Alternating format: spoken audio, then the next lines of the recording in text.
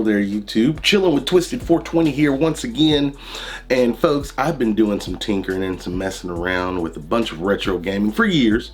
And I got all kinds of different setups and arcades and NVIDIA shields and stuff. But I was thinking to myself the other day, didn't even look it up or anything. I was like, my Sony TV is Android. It's an 85-inch Sony X900F. I bought it, I think, last year. And it's got the Sony X1 Extreme processor in it.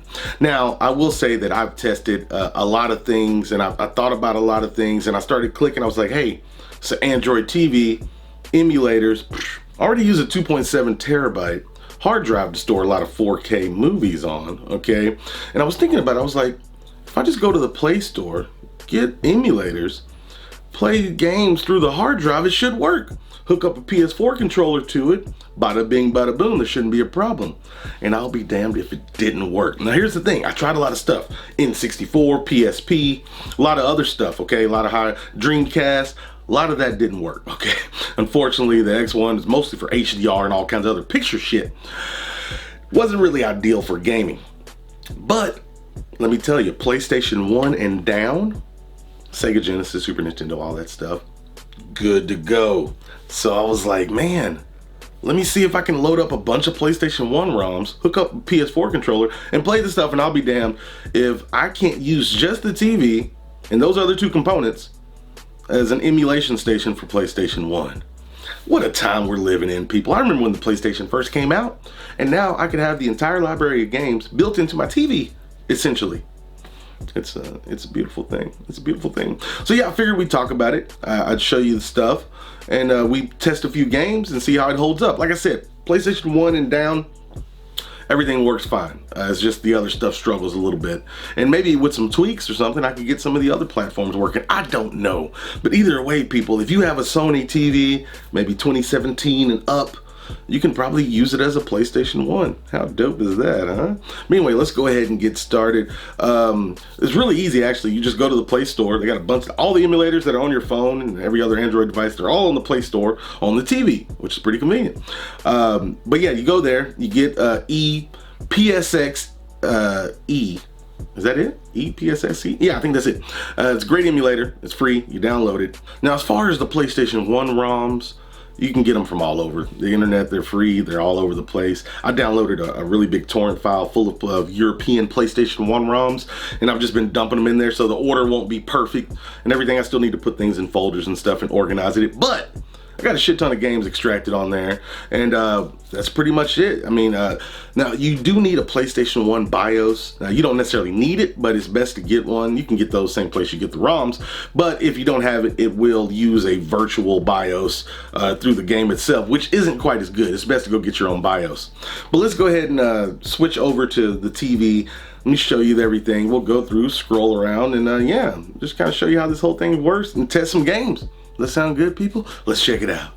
All right, folks, first things first, you want to pair this thing up. You got to hold the PlayStation and share button for 5 seconds. Yeah, there we go. And now it's in Bluetooth connectivity mode.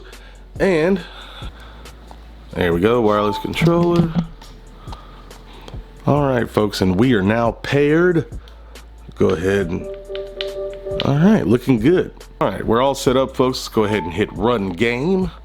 And we're gonna go through and see everything I have in this folder. And I got a bunch of games here, bunch of random games, and we're gonna go through and test a few and see how they run. Now, one of the more difficult games to run is Bloody Roar 2. So let's go ahead and fire that up.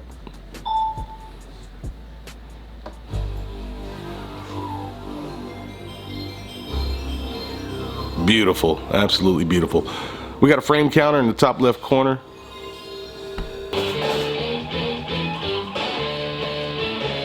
Get ready.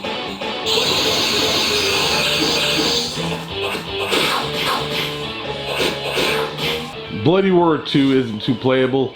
Dips down to about 35 frames per second. We have frame skip enabled now. We're getting about 47, 48.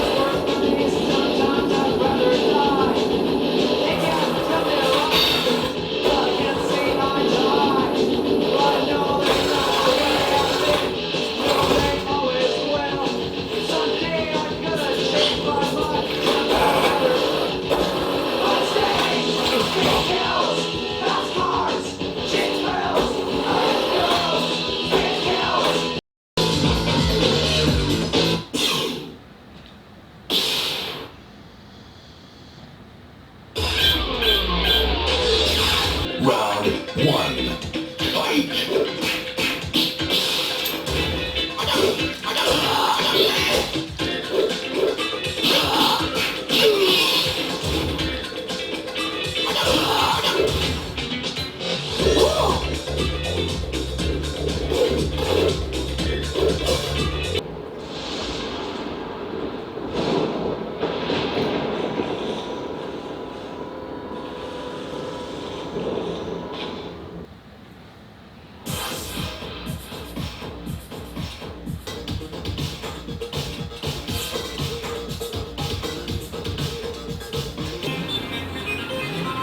Three, two, one, go!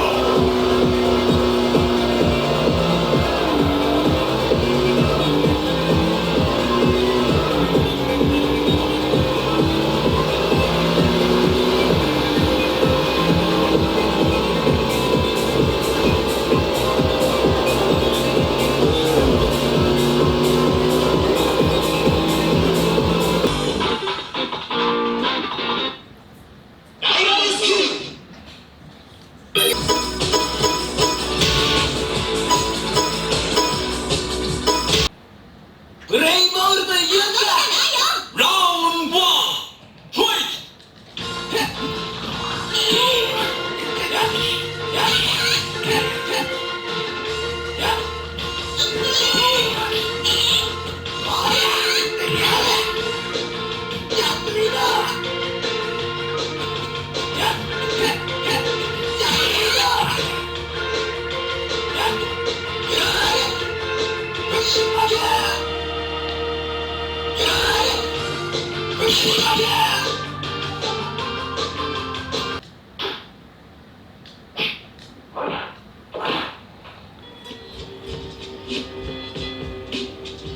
Syndrome. Studied many styles, but this tactic I've adapted and made my own. Feeling right.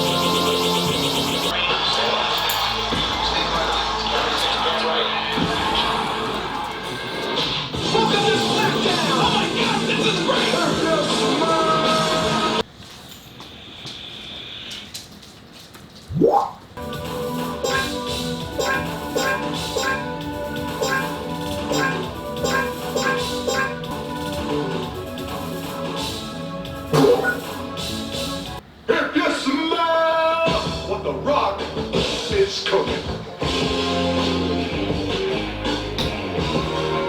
The rock says, the rock says,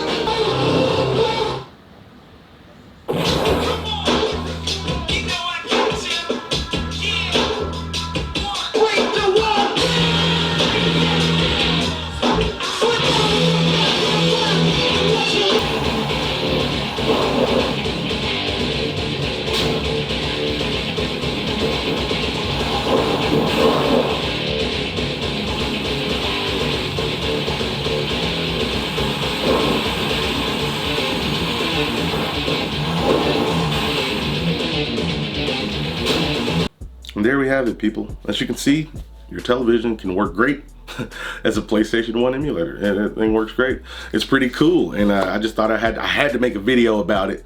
It works so well, and I figured most people could do it, and it'd be worth putting the word out. I'm sure other people have done it, but anyway, this is my video for you. Almost at the end of 2019, heading into 2020. I got a bunch of stuff coming up on this channel, people. All kinds of a lot of gaming stuff and tech stuff and retro emulation and so forth. So yeah, you guys stay tuned, all right? And you guys stay sexy out there as well. I'm out.